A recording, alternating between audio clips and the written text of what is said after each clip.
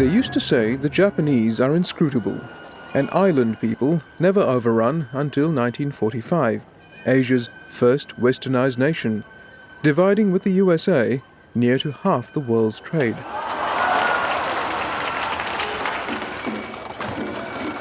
The 5-ton carriages of the Gion Matsuri festival in Kyoto, the Japanese capital through the period of the shoguns, are dragged through the streets and can't be turned. They must be shifted bodily by their devotees.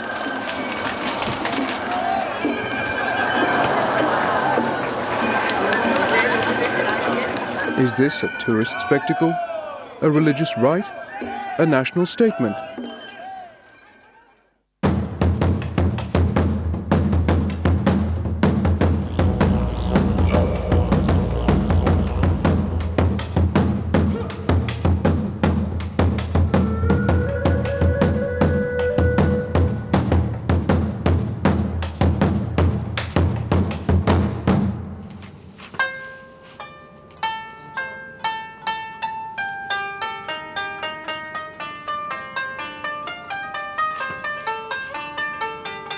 The calligrapher is Haruisha Handa, our first guide. We have imported this Chinese character from China, but gradually improving with Japanese style. So we can connect something significant, something unique, something useful for our daily life. We can connect, use. We don't care any identities or any religious doctrines. That is the typical Shinto way of thinking. To Handa, Shinto is a key to the understanding of Japan, a system that predates history and sees things, places, even people as divine.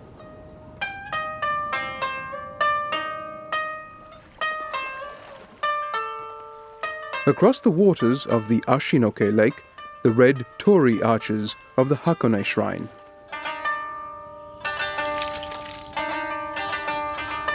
Purification of the hands and mouth precedes entry.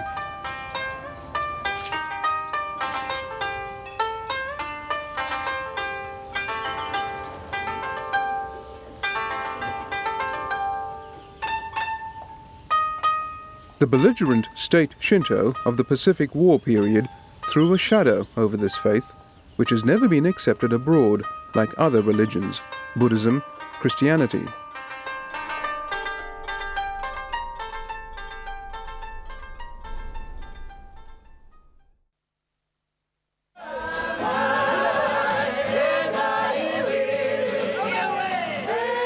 New Zealand, Aotearoa, the land of the long white cloud.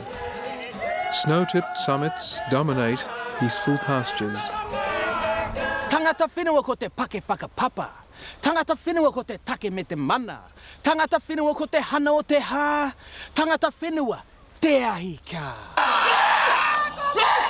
Indigenous people, the shining of the breath. Indigenous people, the ever-growing, ever-flowing flames of fire, of home, of resistance, of struggle. Yeah.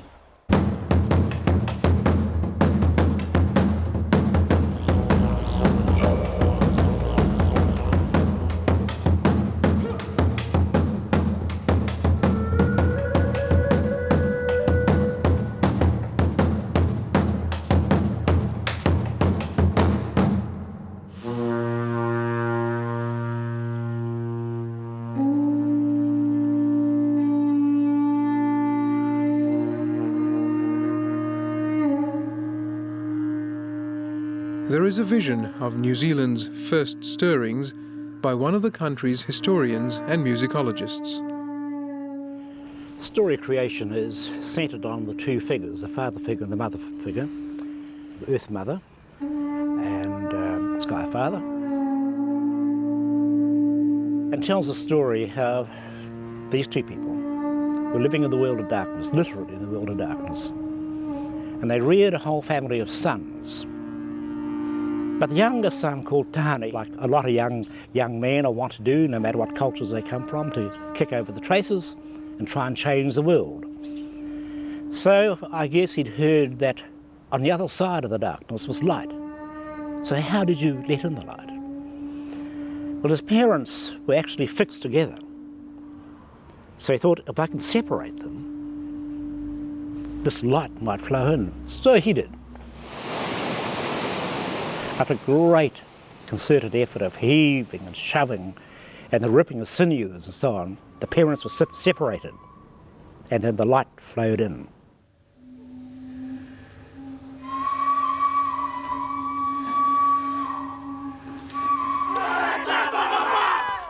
The unique Maori worldview reflected a culture needing an aggressive defence. War among the Maori tribes arose due to disputes over tribal boundaries. If one chief was affronted by the claims of another, revenge, utu, would take place. Their wood and stone weapons gave way to the musket of a new enemy, the English settler. The Maori Pa, their terraced earth fortress, proved strong enough to drive the British invaders to negotiation as no other colonial people had. On February the 6th, 1840, at a place in the Bay of Islands called Waitangi, a treaty was signed between the British and the Maori, two peoples. Reference is made that certain Maori qualities would be upheld for always. A promise was being made that certain things were to remain inviolate. Against the spirit of this pledge, the speech of a country on the other side of the world drowned the local Maori language.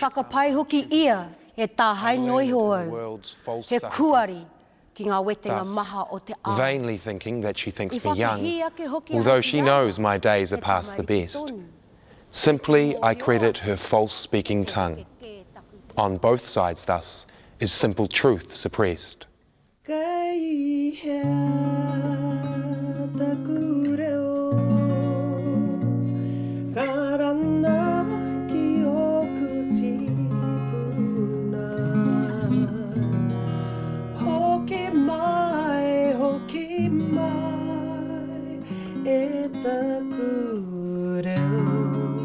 My father wouldn't even speak Māori in front of us. When the old queers and the old people used to come and talk to him, they'd go down the river and talk. And then I'd sneak along and try and pick up what they were saying. But then it struck me that he did it out of politeness for everybody else, you know, the Pākehā side of our family. But at the same time, I felt what a degrading thing for a parent who has their own language not be able to communicate to their children. And yeah, that hurt. We'd say things like, we want to learn Māori language to people older and older generations and our parents' generations. And they'd be like, what do I want to learn that shit for? It's not going to get you a job. A revived Maori nationalism has placed an emphasis on traditional beliefs and language. Indigenous culture is now part of an education system where it is possible to go to degree level in the Maori language.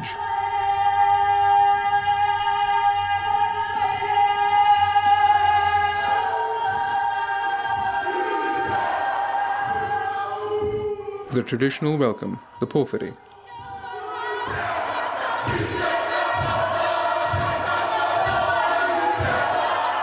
The haka, with its acted blows, stomping and chant, is known worldwide.